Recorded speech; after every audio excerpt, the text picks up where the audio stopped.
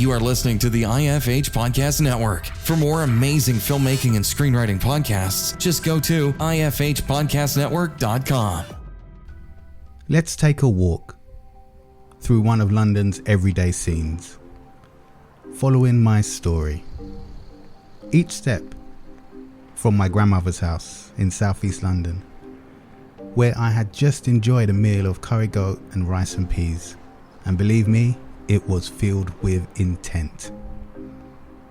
As I moved forward towards Palmer's Green, I passed through Highgate's natural charm, where the sound of rustling leaves and distant chatter give me space to think. It is here that an idea takes shape. Starting my own podcast. I have the basics, GarageBand and Skype. Still, I decided to make do and let my creativity fill the gap. Back at home, I record my first solo episode. It's raw, it's real, just me diving into podcasting without any fancy gear. Next, my first guest. She is a creative soul who shined at the Nashville Film Festival and Toronto International Film Festival. Shema Jones, is that right? Yeah, I say Shema, but it seems like you and Jose say Shema. So is it Shema? I like that ring. Sorry, I didn't realize. Well, okay. I started off on a bit of a dodgy note. It wasn't quite the start I expected by getting her name wrong, but I'd like to think since then I've learned. And my journey in podcasting started right there. This podcast is more than just talks and interviews for me. It is a statement about following your dreams and using whatever you've got and seeing the growth that comes from sheer passion. And this is how my journey in filmmaking conversations got started. Welcome to Filmmaking Conversations with Damian Swaby. Listen to conversations with award-winning filmmakers, directors from the golden age of television, and creatives from the indie film community who continue to inspire the next generation of filmmakers. And now, over to your host, Damian Swaby. Today we have a special guest whose work has defined some of the most iconic films in recent years. I am honored to have Eddie Hamilton, an acclaimed editor known for his extraordinary contributions to major blockbusters such as the Mission Impossible series, Kingsman, The Secret Service, and the recent Top Gun Maverick. Eddie's journey in the film industry is a fascinating one, marked by his relentless pursuit of excellence and his passion for storytelling through the lens of film editing. In this episode, Eddie will take us behind the scenes of his editing process, offering a detailed look at how he manages to piece together the puzzle of high-stakes action sequences and emotionally charged scenes. We'll learn about his workflow, the tools he relies on, and his strategies for handling the massive volumes of footage that come with large-scale productions. Eddie's ability to create cohesive and compelling stories from raw footage is a testament to his skill and dedication. We dive into some of Eddie's most challenging projects, including the Mission Impossible films Eddie edited and Top Gun Maverick. Eddie will also discuss the evolution of editing technology and how staying current with advancements has impacted his work. From the early days of film editing to the digital revolution, Eddie has witnessed and adapted to the significant changes in the industry. He will provide insights into how modern editing software like Avid Media Composer has transformed the editing landscape, making it possible to achieve previously unimaginable feats. Furthermore, we'll explore the artistic side of Eddie's work, delving into how he approaches the storytelling aspect of editing. He will talk about the importance of pacing, timing, and rhythm in creating narrative flow that captivates the audience. This episode of Filmmaking Conversations with me, Damian Swaby, whether you're a seasoned professional or an aspiring filmmaker, you won't want to miss this enlightening and engaging conversation. Hi, Eddie. How are you today? Great. Good to see you, Damien. Thank you for having me on. Anytime. Thank you so much for coming on. I really appreciate it. I loved going on your website and seeing the advice section, especially all the great videos to watch. And I could watch your interview with Avid, and I've listened to you on other podcasts. So I'm really happy to have you here. My pleasure, sir. Eddie, you've worked on numerous high-profile projects throughout your career. Can you share how you initially break down and approach such large-scale film edits, particularly with something as massive as the Mission Impossible series? Oh, wow. Okay, that's quite a difficult question. I think it starts with making sure that I have a great team of assistant editors around me. Any editor will tell you that they are nothing without their assistants. On like the first 10 low budget movies I edited, I was my own assistant. So that's kind of how I learned by doing, really. And I remember the first movie where I was given one assistant, and it was game changing. And now I have quite a big team. So on something like Mission Impossible, I have 2 first assistant editors, 2 second assistant editors, a trainee, a visual effects editor, a visual effects assistant editor, a music editor, and we have a post-production supervisor. So there's 10 of us on the team, which is quite a chunk of people. We're all working flat out for 2 years to make the film happen. So that's the most important thing at the beginning, making sure you've got a great team. It's important that the work is confidential. So where you work is critically important. So if we're working in the West End of London, for example, in Soho, we will tend to rent a floor of an office building and work there. So it's private and secure and confidential. So people just don't really know what we're doing behind the doors. There's no real sign anywhere, so it's just very confidential and quiet and discreet. Making sure we've got great equipment to use that doesn't let us down. And then when you start work on the film, the cameras will roll on day 1 of production, and you get the footage on the next day, on day 2, and you start work on it. And I have my team break everything down and label everything and put in the script supervisor's notes and color the clips for me and make sure they group up any cameras, check the sound sync, check the metadata, check the burn-ins, all that kind of stuff. And then I start work. And if it's an action scene, I'll go through all the footage and I'll break it down into usable bits of story.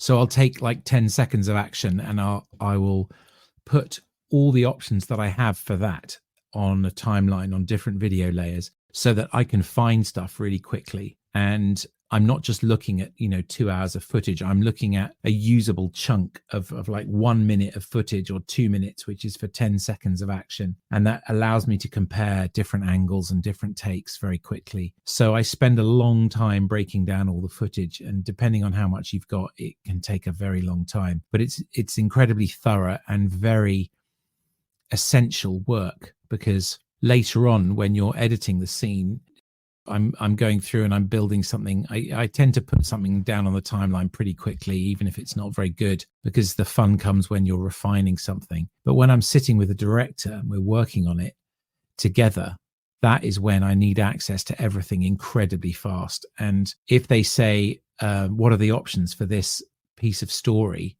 I have it all broken down ready, and I'm not fumbling through 2 hours of footage trying to find stuff. And then for a dialogue scene, I'm very thorough again about watching everything. I tend to throw down and edit even the roughest of edits for a dialogue scene using the selected takes, the circle takes. And then I'll go through and watch all the footage, and I'll cut in any interesting piece of emotion or dramatic weight from the performances, and So I'll slug it in on a different video layer into the edit so that it's in roughly the right place. So, and that can take, again, like several hours, 6 hours, 7 hours to go through all the footage, depending on how much there is. And then you've got like a gigantic timeline with all these different options for all the different lines. In the meantime, my team are breaking down every line of dialogue by every shot size onto a single timeline. So it's easy for me to review the 70 options for a single line, for example, either then or with the director later.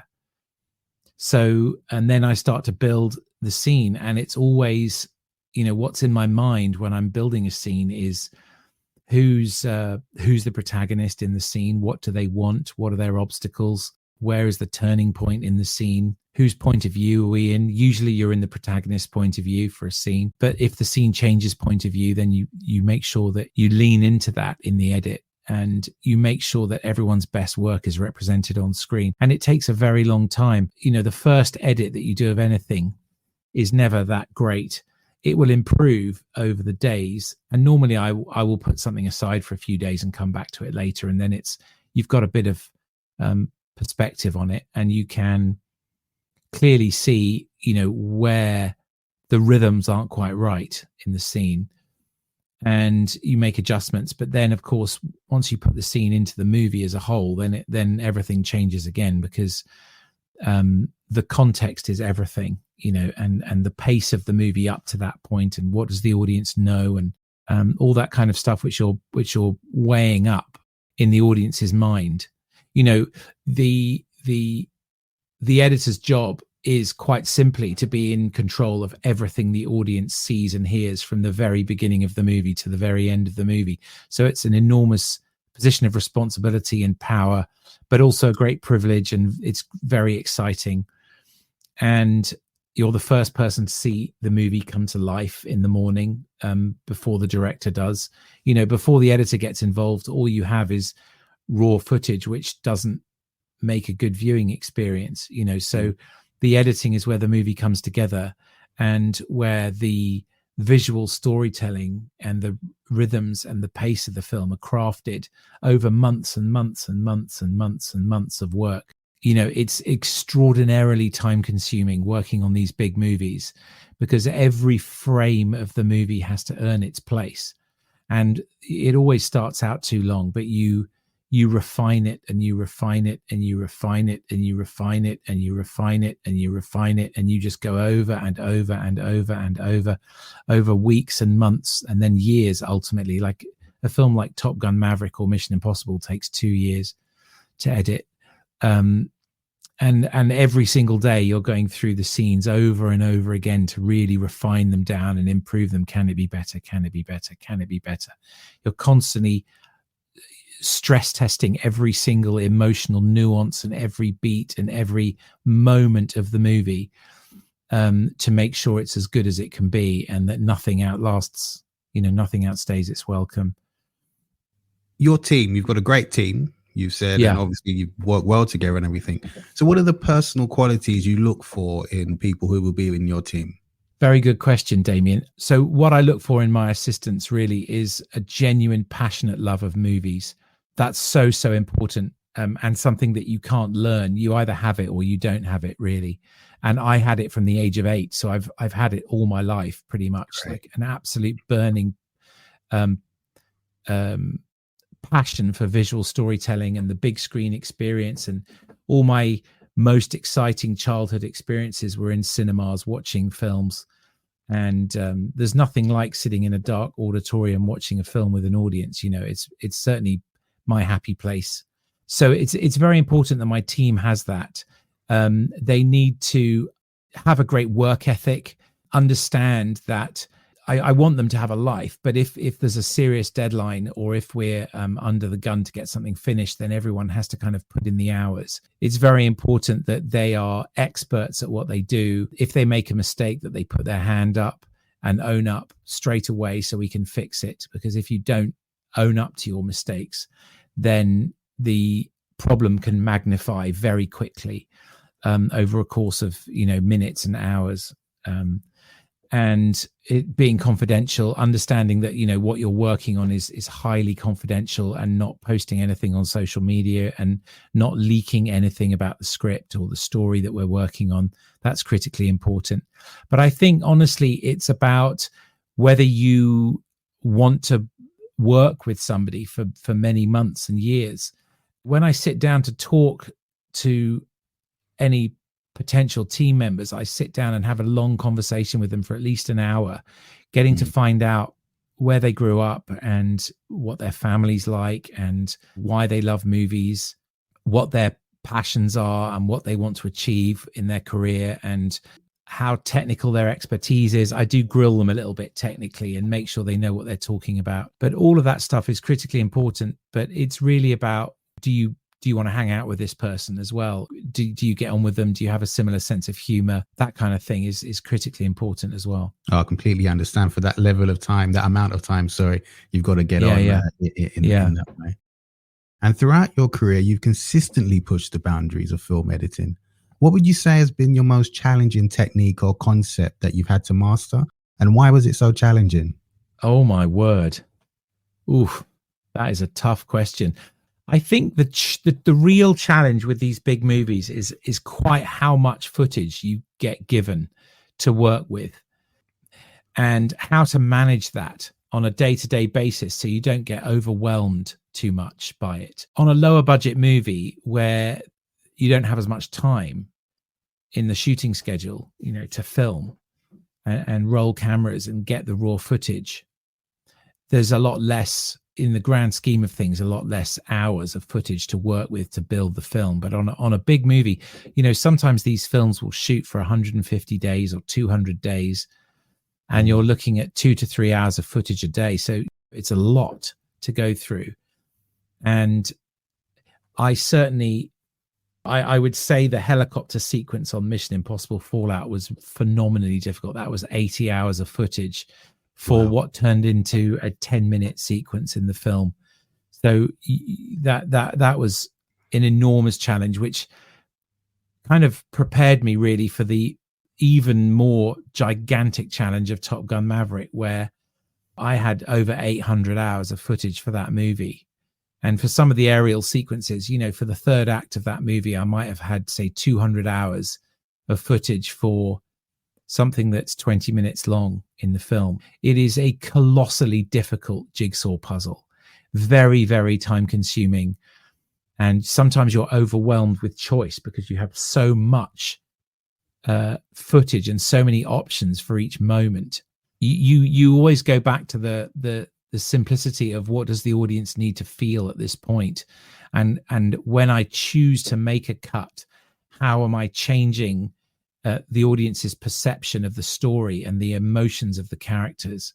That's all people care about, when they're watching is do I feel something? That's it. People just want to have an emotional experience watching a film. Depending on what kind of movie you buy a ticket for is what kind of emotional experience you want to have. But if you're not emotionally engaged, then you've lost the audience and you're failing. So you're constantly thinking, whose point of view am I in? How is this character feeling at this moment? Can I put them under more pressure? Can I connect that character with other characters with interesting cuts? Do you need geography to show where the characters are in space?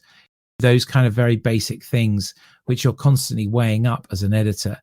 And so you get better and better at that. The basics of storytelling, the more you do it, and understanding the power of an individual cut and why you choose to cut. That's the most important thing, is that every cut has to exist for a specific emotional reason in the story. And when I started out, I don't think I quite appreciated that. And I certainly cut for cut's sake.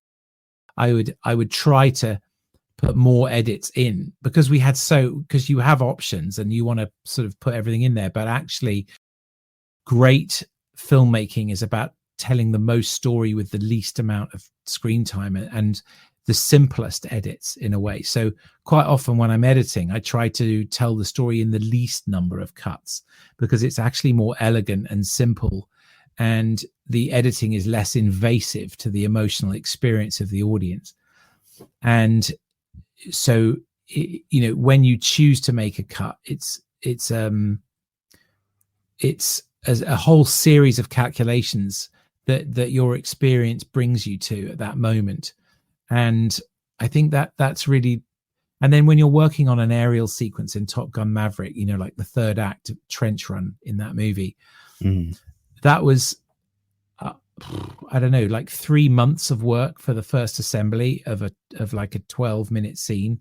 Wow. It's, yeah, or it might have been 20 minutes or 18 minutes when I first assembled it. And it's ended up being like 10 minutes in the finished movie or 8 minutes in the finished movie. But, it's months of work for a very short amount of time. And I think that those are the kind of biggest challenges, aside from getting the movie to work as a whole, which is also very, very difficult, making sure it feels totally smooth and all the transitions are very elegant and that you're just leaning in emotionally throughout the entire film. That's so difficult and is enormously time consuming to get right. And then whenever you watch a finished film and it feels right, you think, well, clearly that was obviously what it was supposed to be. But the amount of time and effort that's gone into making it effortless to watch is considerable. There's a lot of choices that get made about removing lines of dialogue, playing a scene with just looks instead of lines of dialogue, or recutting a scene to add more close-ups of a character or minimize close-ups of another character. How do you give characters power in scenes? All that kind of stuff. So I think that's it. It's about working on these gigantic scenes with huge amounts of coverage and remaining true to the kind of simplicity of the visual storytelling, and then the complexity of pacing a movie out as a 2-hour experience for the audience. Those are the things that are really challenging. So could you give us an example of how your collaboration with a director evolved over the course of a project and how it influenced the final cut? When I work with Chris McQuarrie on Mission Impossible, it is totally, it's wholeheartedly collaborative. A bit like the way you hear film and screenmaker talking about working with Martin Scorsese. They sit together and they build the film together, and that's very much what I do with Chris. Now, I will always do a first pass on any scene, and it's essential that you do that because you need to really get your arms around the material and understand the strengths and weaknesses of what you have and have an opinion about what's there. Then you sit down with the director and you will quite often find that you discover brand new ideas or new ways of approaching the material, especially if you have a great writer-director who understands why everything is in the script to begin with. And if you take something out here, it affects something later on down the movie and all that kind of stuff. If you have a writer-director, it becomes playtime in the edit because you are taking all the ingredients that you've gathered from production as cameras were rolling, and now you're baking the cake, or you're preparing the meal, the 3-course meal for the audience. The combination of ingredients changes on a daily basis as you're trying experiments out and trying to figure out what the perfect recipe is for this film.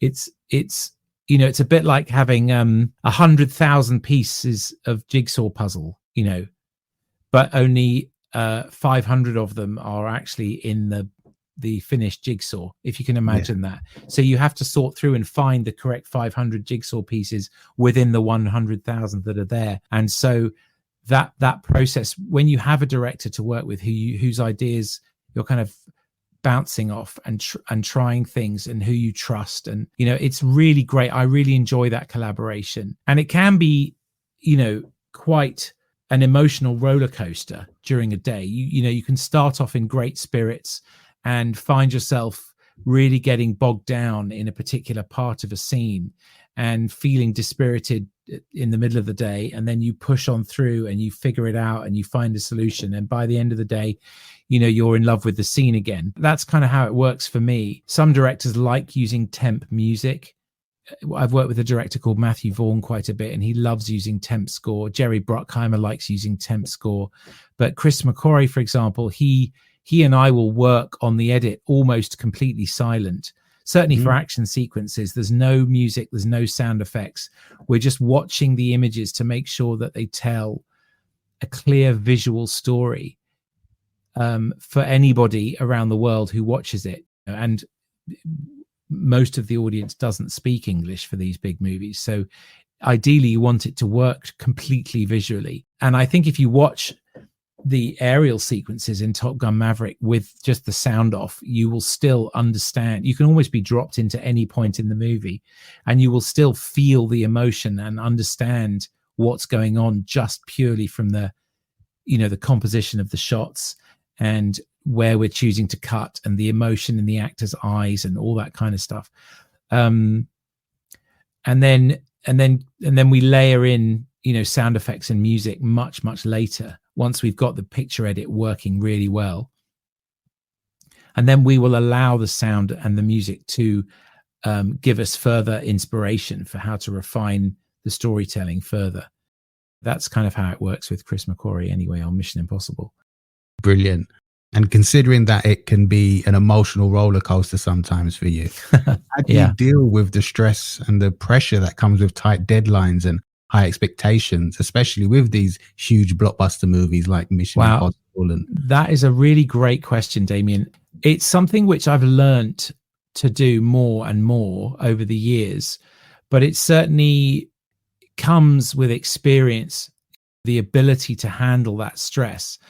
The basics are this. The basics are get enough sleep, eat healthily, drink water, exercise every day. Those are the basics. All right.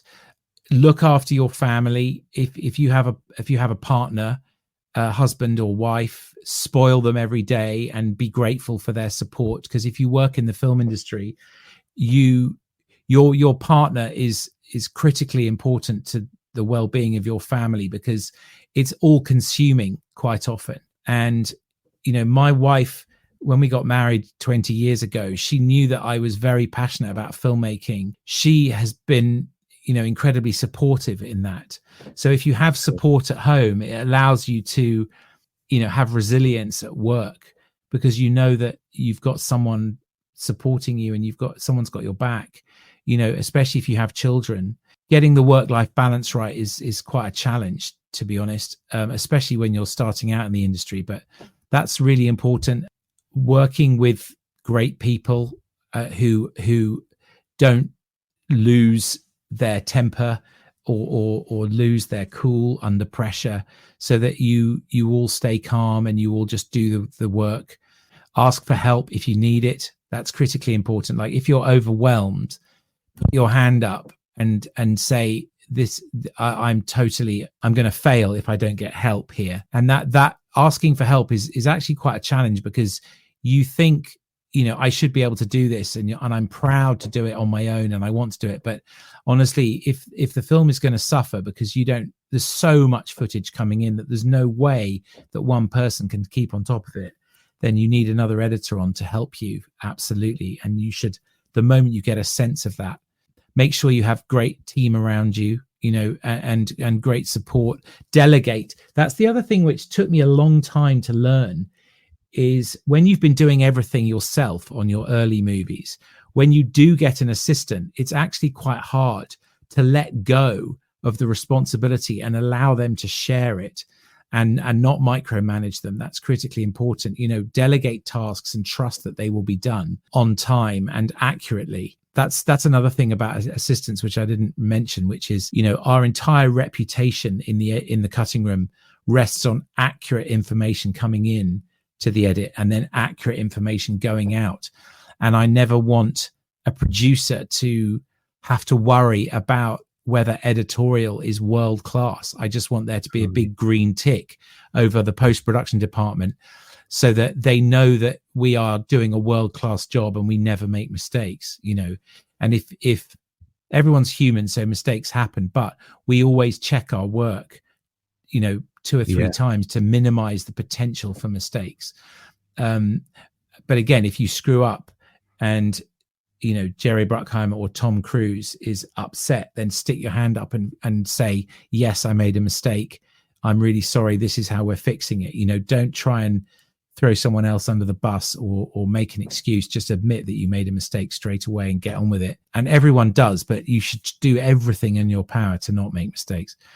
So you yourself, you mentioned exercise. It's something that a lot of people I've spoken to have said is very important, whether they're a cinematographer, a screenwriter, or an editor like yourself. When do you get the time to do exercise every day, and what type of exercise do you do? Okay. Well, so what I used to do is I used to cycle into work, into the cutting room. So it would be a 40 or 50 minute cycle morning and evening, which is, quite a lot of exercise. So by the time you get in, your blood is pumping and you're fresh and, you're ready to go. However, recently, certainly on Top Gun and on Mission Impossible, Paramount Pictures provides a driver for me to pick me up, because I start work in the car. As soon as I get in the car at 6:20 in the morning, I work for an hour on the way to the studio. And then, I'm already a bit ahead by the time I start. So when do I take exercise? Well, the answer is I get up at 5:15 and I exercise from 5:30 to like 6 o'clock, basically. Okay. So half an hour in the morning. And it's something which, as you get older, so I'm 52 this year, in June, unless you use your body, you will lose it. And so you have to exercise, your muscles and your skeleton basically every day. Otherwise, certainly in your 50s and 60s, you'll start to physically deteriorate basically. And I know anyone listening to this in their 20s will be thinking, well, I'm fine, because you are. If you're in your 20s and 30s, you're fine. You've got a youthful body, but you really start feeling it. And you need to take your health incredibly seriously when you get to a certain age, and really work at it. And so I just decided that getting up early in the morning, and I actually quite enjoy it now because it's a peaceful time. And I have, plenty of friends and family who have, injuries, for example, who can't exercise easily. My brother-in-law broke his leg skiing 2 years ago, and he still has not recovered. He still can't use his left leg properly. And so if you have your health, cherish it. And, being able to exercise is a privilege, and I remember hearing The Rock, Dwayne "The Rock" Johnson saying, you shouldn't look at it as I've got to do this. You should look at it as I get to do this. Yeah. Right. So every morning I get to get up and I get to exercise for half an hour. But what I do is I just go on YouTube and I do any number of the hundreds of HIIT workouts that are there, where you do 45 seconds of work and 15-second break, and you're doing squats and lunges and push-ups and crunches and all that kind of stuff. And it's quite hard when you start out, because your body is being the muscles are being torn and stuff, and you get like deep muscle ache. But after a while, your body gets stronger and you can do more and more. And so every morning by 6 o'clock, I'm in the shower and I'm sweaty and I'm ready to go really for the day. And then I know that I'm kind of already ahead. The other thing that allows you to do is you tend to make healthier choices of what to eat during the day if you've already exercised and you're already feeling mentally positive about your physical well-being. Does that make sense? Yeah. So I think, you'll tend to avoid junk food. I mean, I will say that a lot of people know that my weakness is chocolate, but I find that if I have a piece of chocolate, I just want more chocolate. And so what I tend to do is I just don't have it anymore, because I know it's a slippery slope. And just try to minimize sugar. And it's very interesting. Like there are times when I'm working with Tom Cruise where I'm sharing a lot of meals with him, for example, me and Chris McQuarrie. And so I get to eat the food that he eats, which is high protein, low sugar and delicious food, obviously, and if you have someone making food for you, it's very easy to eat healthily, right? But it's interesting, if I have a lot of sugar now, I really feel it quite quickly. It feels kind of weird. So I try to kind of keep that to a minimum, but that's the kind of mentality that I've found works for me now in my 50s, as I'm trying to be, I'm still trying to kind of improve and be the best in the world at what I do, not succeeding, because it's a very subjective opinion, who's the best in the world of anything, but I'm trying to be. The main thing is I'm every day I try to be the best. And so you set your sights on that very kind of lofty ambition, hoping that some days you'll reach it. But, I'm still very passionate about doing great work. And certainly when you work with someone like Tom Cruise, who is so driven and so he demands excellence of himself and everyone around him. And it's easy to get swept up in that drive for, world-class productivity and creativity. Yeah, so that's how it works for me. I'm going to have to start getting up a bit earlier, I think. Can you talk about a time when you've made a difficult decision to cut a scene or a sequence, and how that determined the overall story better? That is a really good question. It's very interesting because a lot of what goes on in the cutting room is confidential, because a lot of stuff is tried out and a lot of stuff fails. But you never see that part of the process. It's not kind of public, because no behind the scenes documentaries are made of people going through the painful process of making a film. A lot of the stuff that is discussed is kind of quite confidential, and you want the work to speak for itself when it's finished rather than when it's a work in progress, if that makes sense. I hope that makes sense. I mean, every scene in Top Gun Maverick was incredibly difficult to edit. Even the ones that seem quite easy were very, very difficult to get the emotional nuance of every tiny beat in the scene just right. And you've mentioned, obviously, and I've asked about your team and how the team works and what qualities in the team that you desire for. But how do you deal with giving feedback? How do you deliver constructive criticism that drives the project forward without dampening the creative spirit? Oh my goodness, team? These are great questions. Thank you. I think the most okay. So if I'm giving feedback to my team on if they've done some editing for me, and I do encourage them to edit as much as they can. Any free time they've got, they can take any scene from the film and do their own version anytime, and I'm always happy to see it. But I think the most important thing is, the bad news sandwich, right? Always think about the bad news sandwich, which is good news first, and then the bad news, and then good news at the end, right? So talk about things that are great about what they've done, then dive into all these things, there's room for improvement here, and then end on something positive. That's so important. If you feel someone is underperforming, do not humiliate them in front of the other team members. Always invite them into your room, shut the door, and have a very kind of quiet, discreet word with them, so that they understand that you feel like they're not quite achieving their potential and you need them to work harder in this particular area, or you're unhappy with something. That's so important, and everyone will really appreciate that, and the fact that you haven't kind of dressed them down over lunch in front of everybody. You know what I mean? Yeah.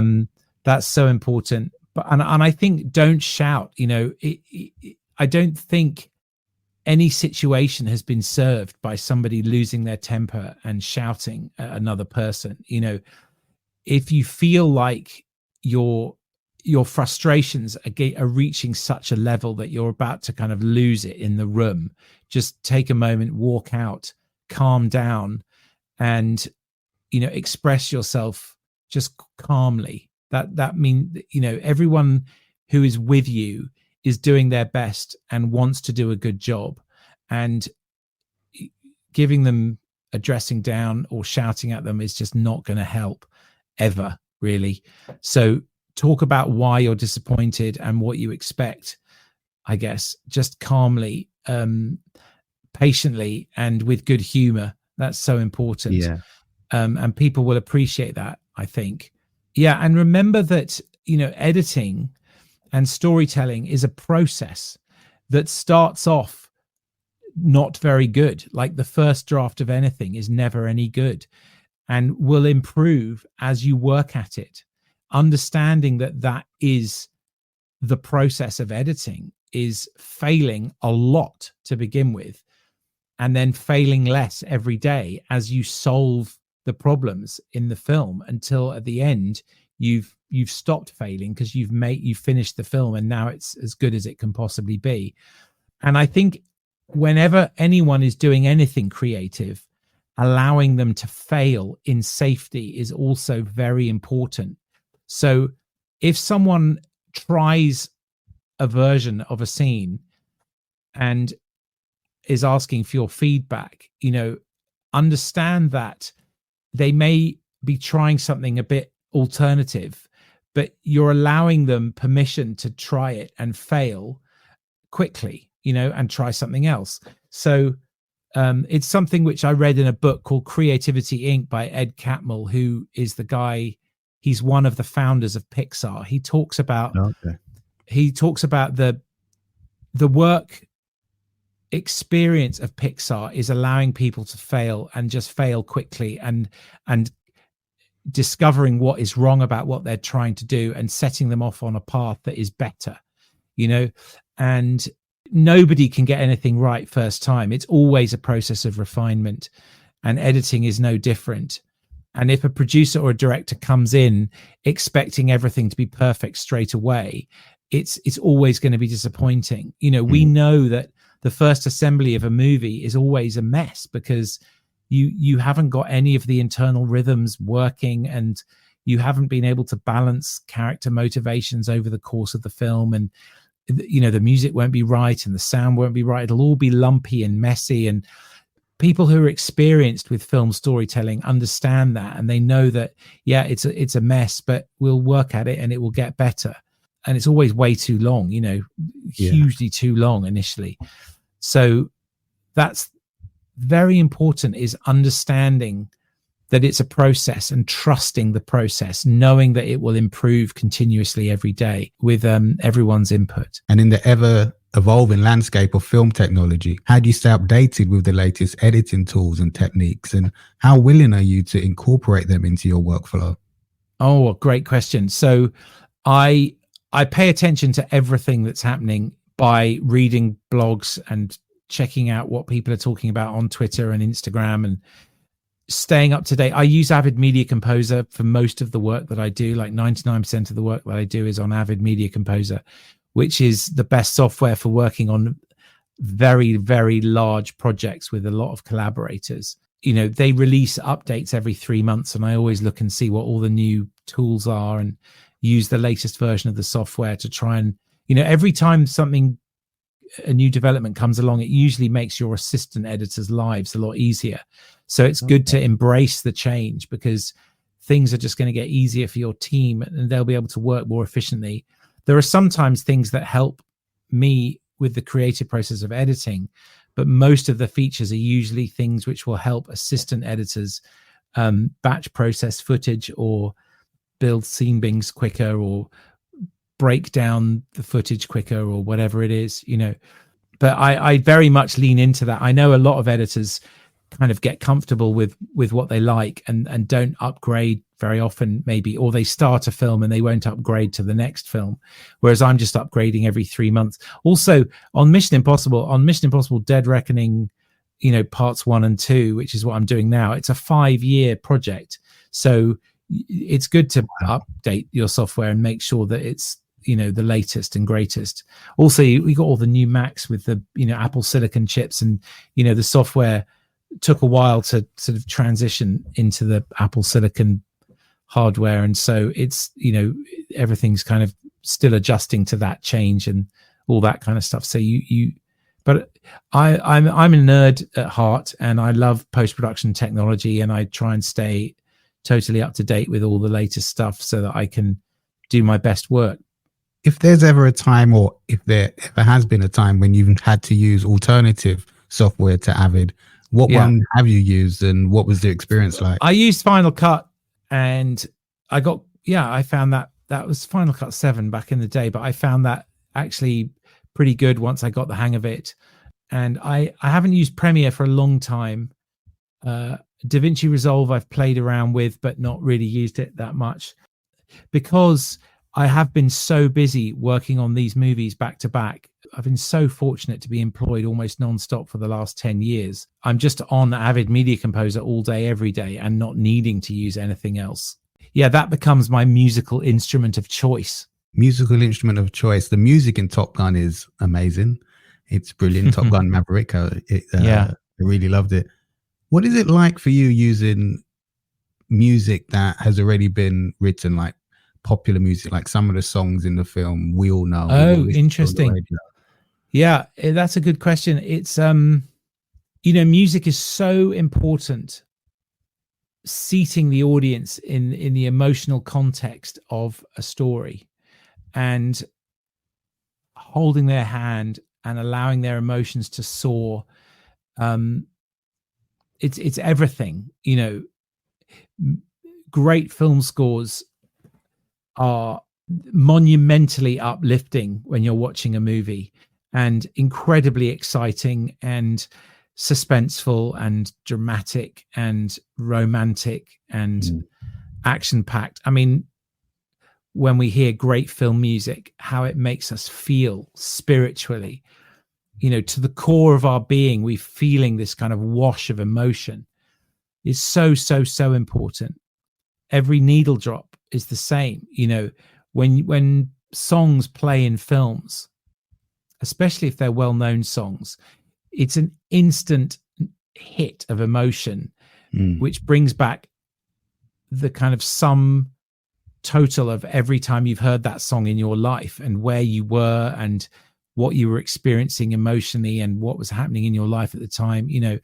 And when you're working on a film like Top Gun Maverick, you have the budget to use, David Bowie and T-Rex and Danger Zone by Kenny Loggins and, all those songs, and then get Lady Gaga to write a track, Hold My Hand, which I love.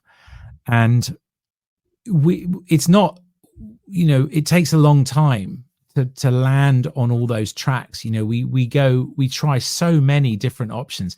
Danger Zone was locked in, but every other track placement on Top Gun Maverick, we tried 40 or 50 tracks before we settled on each individual one, where it was in the bar scene, for example, or, later on in the movie when we're using Hold My Hand, or, I Ain't Worried over the beach football and things like that.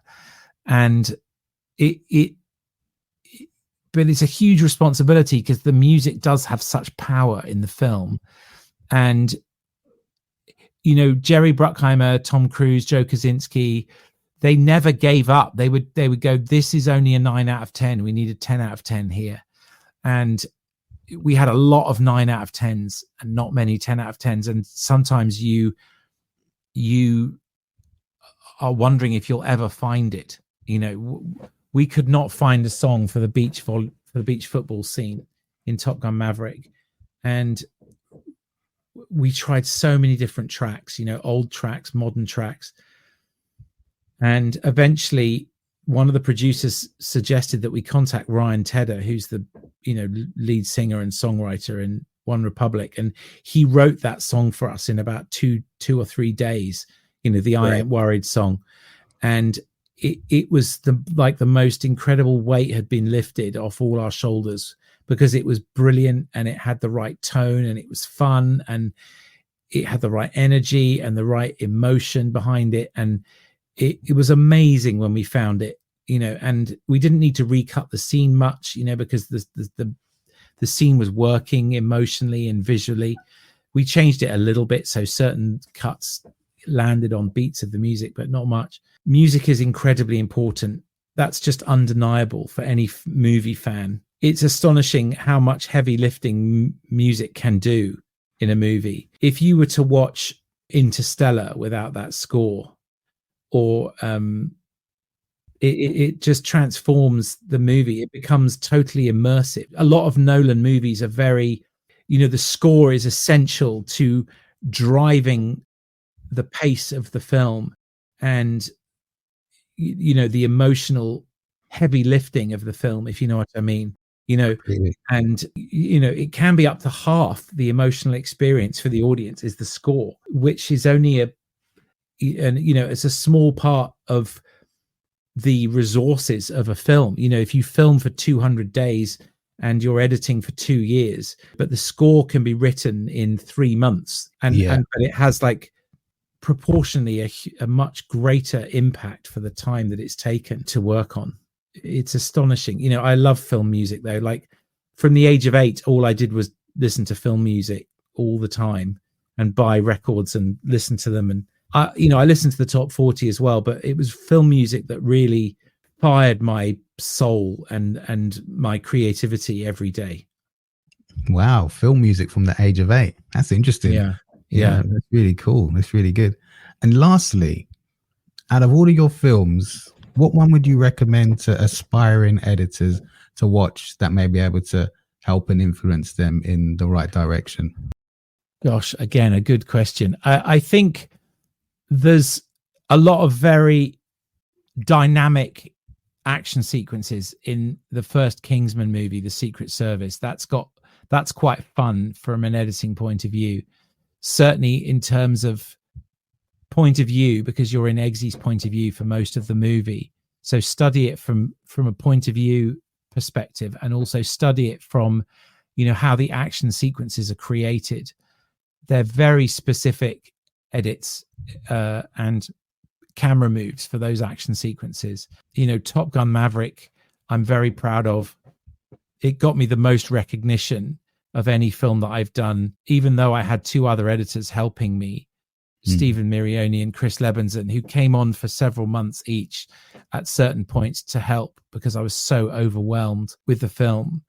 In terms of a movie which feels effortless to watch from beginning to end, that's probably, but was incredibly hard to do. I mean, if you just sit down and watch, for example, the dialogue scene between Maverick and Iceman in there, when Maverick goes to visit his friend, who is dying, just watch every cut in that scene. Look at the point of view. We're in Maverick's point of view. Look at how we cut to Maverick looking at the screen, and then we're on the screen, and then look at how we use Iceman's reactions. I mean, it was really difficult to get that to just be like butter, like just to be effortless to watch. I mean, it took us days and days. It's only a 2-minute scene, but it's such a critical scene for fans of the original Top Gun, and also just for people watching, anyone watching the movie, the emotion that comes from 30 years of friendship being played out in 2 minutes, which is what we're trying to do. And one of the characters can't speak, so he has to type on a keyboard, and it's quite unusual and was really difficult to get the balance of that right, and then to end on a humorous note when Iceman says, who's the better pilot, and Maverick says, it's a nice moment, let's not ruin it, which always makes me laugh so much. Iceman has been asking Maverick this question every time they meet for 30 years, and even when he's days from death, Maverick won't give it to him. It just says so much about their friendship and their rivalry. But getting that humor to work as well was difficult, and for it just to be the right amount of humor, just to change the tone of the scene right at the end. And again, when you watch it, it just seems like it works and it's easy, but it takes forever to get that kind of stuff right. It really does. So you can watch Top Gun Maverick, and if you really break down the editing of those scenes, shot by shot, you'll see, what we're trying to achieve emotionally for the audience. And so that's probably as good a one as any to sit down and watch if you really want to load it into a piece of editing software and step through it and really understand the art of film editing that's gone into that. Eddie, thank you so much for coming on. I really, really appreciate your time, and I look forward to seeing a lot more from you. God bless you, Damien. Thank you for having me. It's been a pleasure talking to you, sir. Dear friends, colleagues, and admirers of cinema, it is with a profound sense of gratitude that I reach out to you today for the 200th episode of Filmmaking Conversations with me, your host, Damien Swaby. I am the voice behind filmmaking conversations, where the art of film is dissected, discussed, and celebrated with some of the most creative minds in the industry. As we journey together through the auditory landscapes of cinema, I want to take a moment to express my deepest thanks to each guest who has graced our episodes. Your shared experiences, insights, and inspirations have not only enriched our content, but have also elevated the conversations to something truly special. It is your stories that capture the essence of what it means to create, to struggle, to succeed, and to remain steadfast in the pursuit of cinematic excellence.